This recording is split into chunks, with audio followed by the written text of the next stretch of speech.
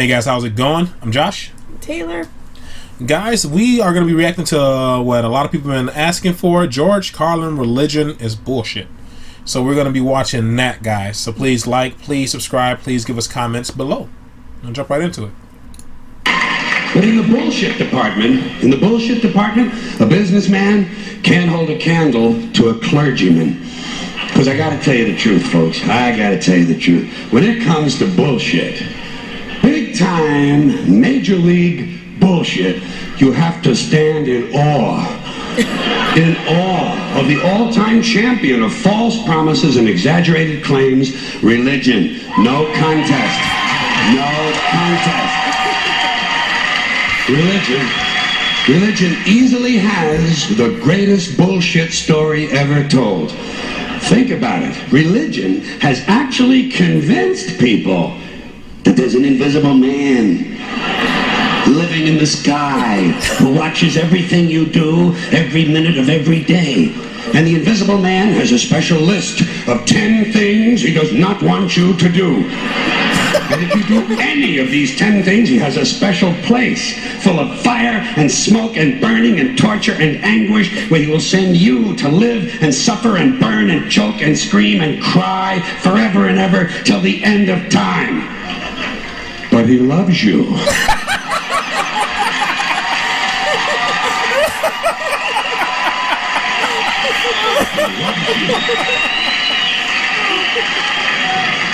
He loves you and he needs money. He always needs money. He's all powerful, all perfect, all knowing, and all wise. Somehow just can't handle money. Religion takes in billions of dollars. They pay no taxes and they always need a little more. Now, you talk about a good bullshit story. Holy shit.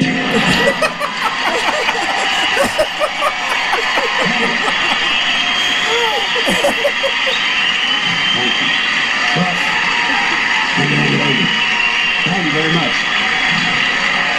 But I want you to know something. This is sincere. I want you to know, when it comes to believing in God, I really tried. I really tried. I tried to believe that there is a God who created each of us in his own image and likeness, loves us very much, and keeps a close eye on things. I really tried to believe that, but I gotta tell you, the longer you live, the more you look around, the more you realize something is fucked up.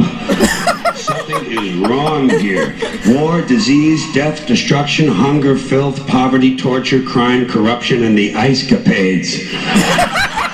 Something is definitely wrong. This is not good work. If this is the best God can do, I am not impressed. Results like these do not belong on the resume of a supreme being. This is the kind of shit you'd expect from an office temp with a bad attitude.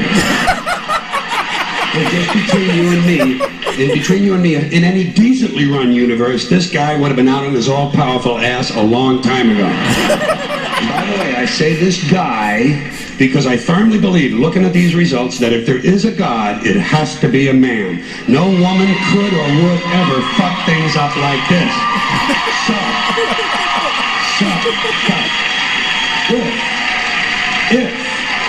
If there is a God, I think most reasonable people might agree that he's at least incompetent and maybe, just maybe, doesn't give a shit. Doesn't give a shit, which I admire in a person and which would explain a lot of these bad results. So rather than be just another mindless religious robot, mindlessly and aimlessly and blindly believing that all of this is in the hands of some spooky, incompetent father figure who doesn't give a shit, I decided to look around for something else to worship, something I could really count on. And immediately, I thought of the sun. Happened like that. Overnight, I became a sun worshiper. Well, not overnight, you can't see the sun at night. First thing the next morning, I became a sun worshiper. Several reasons. First of all, I can see the sun, okay? Unlike some other gods I could mention, I can actually see the sun. I'm big on that. If I can see something, I don't know, kind of helps the credibility along, you know? So every day I can see the sun as it gives me everything I need: heat, light, food, flowers in the park, reflections on the lake, an occasional skin cancer, but hey, at least there are no crucifixions, and we're not setting people on fire simply because they don't agree with us. Sun worship is fairly simple. There's no mystery, no miracles, no pageantry, no one asks for money, there are no songs to learn, and we don't have a special building where we all gather once a week to compare clothing. And the best thing about the sun, it never tells me I'm unworthy. Doesn't tell me I'm a bad person who needs to be saved. Hasn't said an unkind word. Treats me fine. So I worship the sun. But I don't pray to the sun. Know why? I wouldn't presume on our friendship. It's not polite. I've often thought people treat God rather rudely, don't you? Asking, trillions and trillions of prayers every day, asking and pleading and begging for favors, do this, give me that, I need a new car, I want a better job. And most of this praying takes place on Sunday, his day off. It's not nice, and it's no way to treat a friend. But people do pray, and they pray for a lot of different things. You know, your sister needs an operation on her crotch. Your brother was arrested for defecating in a mall. But most of all, you'd really like to fuck that hot little redhead down at the convenience store. You know, the one with the eye patch and the club foot. Huh? Can you pray for that? I think you'd have to. And I say, fine, pray for anything you want. Pray for anything. But what about the divine plan? Remember that? The divine plan. Long time ago, God made a divine plan. Gave it a lot of thought, decided it was a good plan, put it into practice. And for billions and billions of years, the divine plan has been doing just fine. Now you come along and pray for something. Well, suppose the thing you want isn't in God's divine plan. What do you want him to do? Change his plan? Just for you? Doesn't it seem a little arrogant? It's a divine plan. What's the use of being God if every rundown schmuck with a $2 prayer book can come along and fuck up your plan? And here's something else, another problem you might have. Suppose your prayers aren't answered. What do you say? Well, it's God's will. Thy will be done. Fine, but if it's God's will and he's going to do what he wants to anyway, why the fuck bother praying in the first place? Seems like a big waste of time to me. Couldn't you just skip the praying part and go right to his will? It's all very confusing. So to get around a lot of this, I decided to worship the sun. But, as I said, I don't pray to the sun. You know who I pray to? Joe Pesci. Joe Pesci. Two reasons. First of all, I think he's a good actor, okay? To me, that counts. Second, he looks like a guy who can get things done. Joe Pesci doesn't fuck around. Doesn't fuck around. In fact, Joe Pesci came through on a couple of things that God was having trouble with. For years, I asked God to do something about my noisy neighbor with the barking dog. Joe Pesci straightened that cocksucker out with one visit. It's amazing what you can accomplish with a simple baseball bat. So I've been praying to Joe for about a year now, and I noticed something. I noticed that all the prayers I used to offer to God and all the prayers I now offer to Joe Pesci are being answered at about the same 50% rate. Half the time I get what I want, half the time I don't. Same as God, 50-50. Same as the four-leaf clover and the horseshoe, the wishing well and the rabbit's foot. Same as the mojo man. Same as the voodoo lady who tells you your fortune by squeezing the goat's testicles. It's all the same, 50-50. So just pick your superstition, sit back, make a wish, and enjoy yourself. And for those of you who look to the Bible for moral lessons and literary qualities, I might suggest a couple of other stories for you.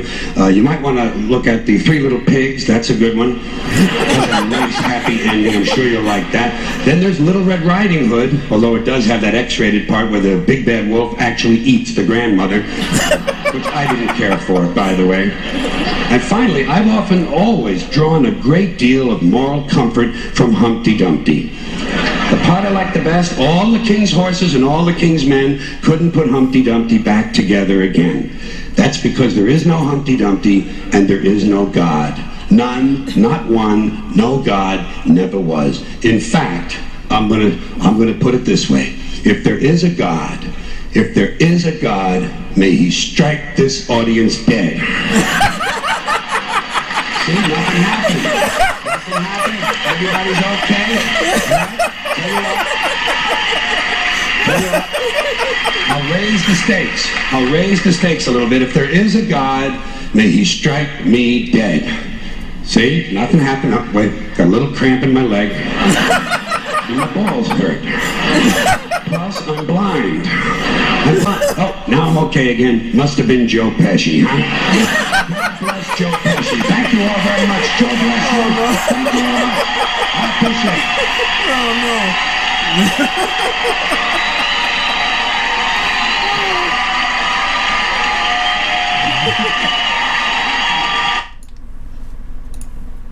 That was awesome. That was funny. I found myself laughing and listening because he just made so much sense. Good points, all the points he made were fantastic. And it's awesome because I used to be super religious all the way till I was about 19 or 20. Super, super. But I got nothing out of religion. I was scared all the time. It's just what it boiled down to. I was scared of everything because I was always felt like I was doing something wrong in the eyes of the Lord. So I went to church to kind of alleviate that fear, but church gave me more fear on top of the fear I was trying to alleviate. And it's just a vicious cycle. So if you are religious, that's cool, man. I don't knock you, but it just wasn't for me.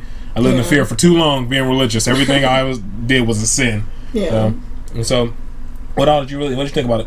I thought it was funny, especially because when he was just like, I worship the sun, like he just said it in such a matter-of-fact way that was really funny to me.